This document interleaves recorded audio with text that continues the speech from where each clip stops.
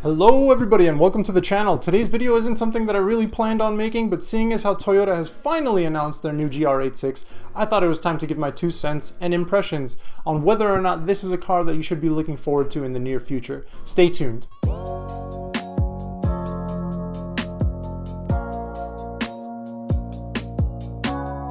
So let's start things off with the changes. Akio Toyoda himself said that he wanted to delay the launch of the new GR86 because he wanted to differentiate it more from the recently announced BRZ that Subaru put out.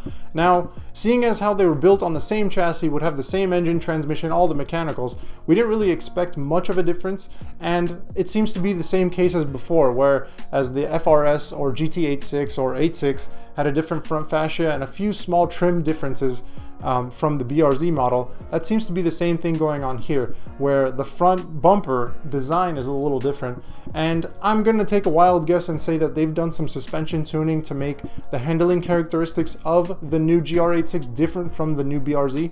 So I guess we'll have to see what that is in the coming future when these cars get into the press's hands and we can go test drive them at dealerships and whatnot.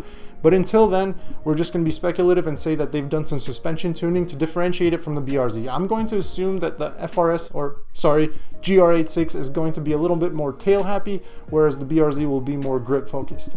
Slight differences, not like world changing, but I expect that to be the case since that was also the case with the outgoing model as well. We've got a 2.4 liter Subaru motor that's basically a detuned Ascent motor. The Ascent has a 2.4 liter turbo. We've got the naturally aspirated, which in my eyes is actually a positive, and I'll get to that in a second. So we've got 228 horsepower and 184 foot-pounds of torque. The outgoing model, just for reference, has 205 horsepower and 156 pound-feet of torque. Now those gains may not seem like much from that 0.4 liter boost, but there is a very important thing that a lot of people are overlooking here, and it's the point at which that torque kicks in. That new torque, that 184 foot-pound torque figure, kicks in at 3,700 RPMs, which from the outgoing model, having owned one especially, I know this feeling where you had to drive the piss out of it to get that torque to kick in, especially with that torque dip right in the middle of the rev range where you'd be daily driving around 3,300 RPM. This new torque figure, this maximum torque, kicks in at 3,700 RPM. This is gonna act more like your other naturally aspirated Subarus. I used to also own a 2.5 RS Coupe, and compared to the Acura Integras and such at the time, you would have more power on the low end, and that seems to be the case with this new Subaru motor that they've put into the GR86 and new BRZ. So I'm really looking forward to that. That's gonna add a lot more ease of drivability during everyday driving, as well as some boost in the 0-60 range, which seems to be the case as well because they're quoting 6.3 seconds on this new GR86 as opposed to the outgoing model's 7.5 seconds. That's a massive gain just from 0.4 liters, and we're still naturally aspirated. Now we also have to keep in mind, relatively speaking, how powerful these new motors are. 228 horsepower in the modern scene doesn't seem like much, but we're talking about 2.4 liters naturally aspirated. Just to give some reference here, the AP2 S2000 produced 237 horsepower and 162 pound-feet of torque. So the S2000 was making a little bit more horsepower, less than 10 horsepower more, but a significant 22 pound-feet of torque difference, and that torque didn't kick in until 6,800 RPM. Having driven an S2000 as well, and everybody else pretty much knows, you gotta rev the crap out of those engines to get that torque to kick in. It's fun, don't get me wrong, but it feels slow until you're really on it and getting into that VTEC zone. With this new Subaru motor, I think we're all going to be a bit surprised with how the torque kicks in so early and continues on. I really think they've nailed that new torque curve, and we're not going to have any more complaints about there being a torque dip or it feeling slow. The old model wasn't really, okay, I can't say it was fast, but it wasn't really slow in the sense that it, okay, no, it was slow. I got overtaken by Priuses and things like that. Hopefully this new model can give some grunt where it deserves. I think that new 2.4 liter will definitely deliver. Seeing as how these cars are extremely popular in the modding scene, we're definitely going to have aftermarket support. Also something to look forward to for sure. Now going into the interior, I owned an FRS, a 2015 model, and me being 6'3", fitting into any new sport-oriented coupe isn't the easiest thing. I don't fit in the new Miatas. The S2000 took a lot of wiggling around to get into. I used to also own an NSX, and in order to get into that car, I needed to have a floor-mounted bucket seat.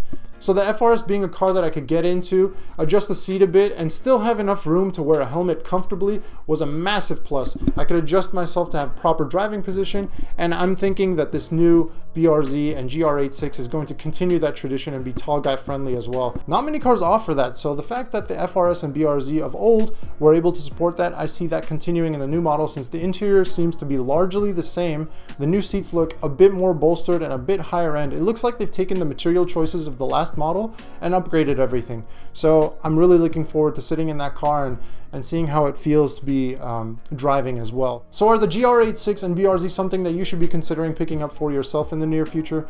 I personally wait until the second production year or third production year even for them to work out some of the kinks and issues that usually arise. Even with big manufacturers like Toyota and Subaru, there are always some problems with the early production cars. Let's say, for example, with the old FRS and BRZ, the 2013 to 2014 model years had that valve spring recall, which was a huge fiasco where they had to get dealerships to replace engines, and some of those dealerships weren't properly replacing the engine, so you actually had engine failure prematurely, which were also covered again with new short blocks. And while I don't think this new model will have those same issues, being that the FA20 at the time in the past, which was in the old cars, was a brand new motor for a brand new chassis. We've got an upgraded chassis now, but this 2.4 liter is essentially a detuned Subaru Ascent motor, which is that massive SUV they have, the 7-seater or 8-seater car.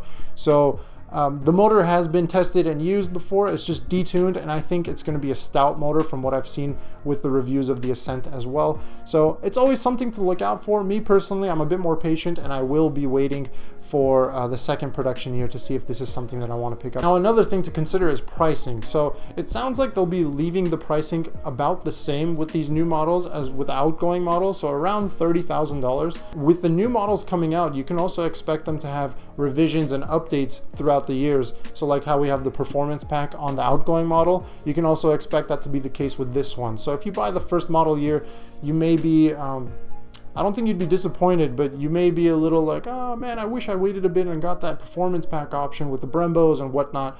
So we can also expect that as well with these new models.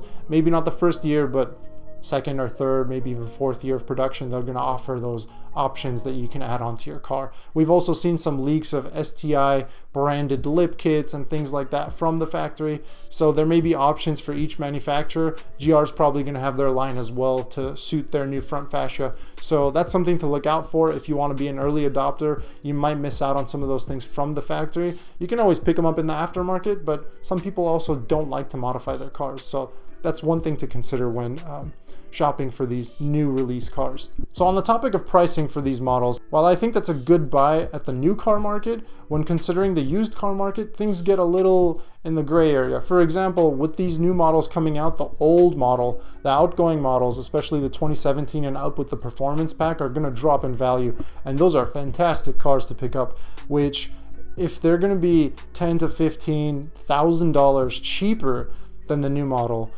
it's going to be kind of a hard argument to make to get the new one. Obviously, the outgoing model's chassis isn't going to be as rigid, and you're down on tech and power. Sometimes that cost saving just makes up for it. Think about all the modifications you could do, the wearables that you can replace. If you're tracking the car, wearables are a cost that a lot of people overlook, like tires, brakes, fluids. So, and inevitably things break when you're pushing them hard. So that's another thing to consider. If you're buying a brand new car and you just want to daily drive it, sure, that's fine, and make payments on it.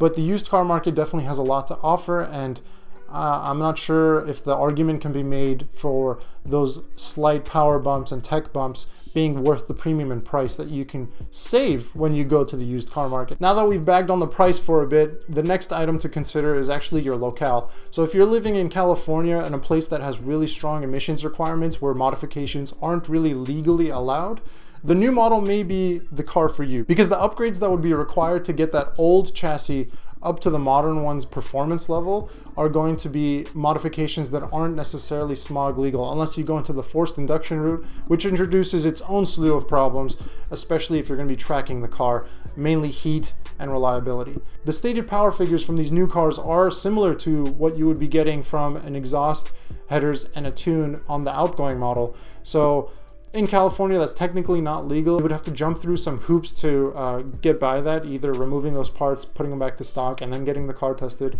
or getting a friendly smog, which I've never done, but I know a lot of people do that. So I think that's an important thing to consider if you're someone like me who wants to stay emissions compliant and doesn't want to deal with the whole law if you ever get pulled over and your hood gets popped or whatever. I think there's a lot of value in a car that has power figures that you'd want out of the factory, so then you could just focus on simple modifications like suspension tuning, brakes, cooling, wheels, tires.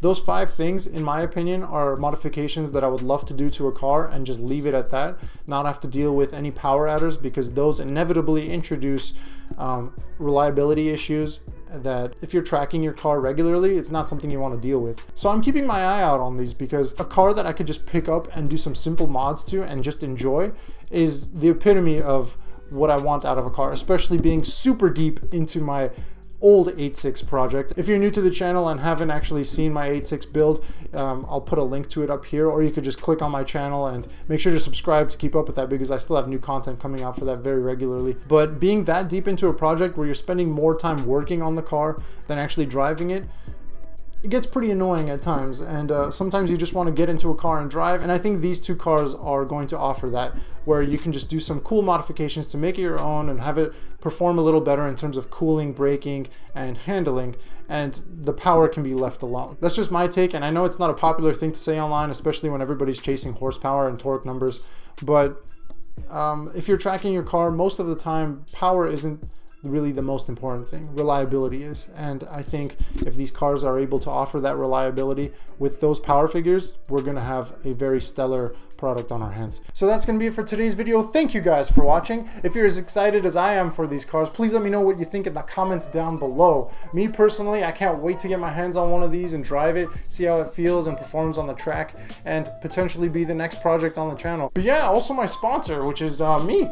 I'm wearing one of my shirts right now. I have a company called Drift Merch, and I make all the designs myself. So if you're interested in supporting the channel and picking up some cool merchandise for yourself, I'll have a link down in the description box, or you could just go to driftmerch.com, driftmerch.com, and check out all the stuff that I've made over there. I have a ton of designs already that are up on that website, and I'm always making some more, so stay tuned if you're into that as well. So thank you guys for watching. Don't forget to like the video, click that subscribe button, and I'll see you guys in the next video.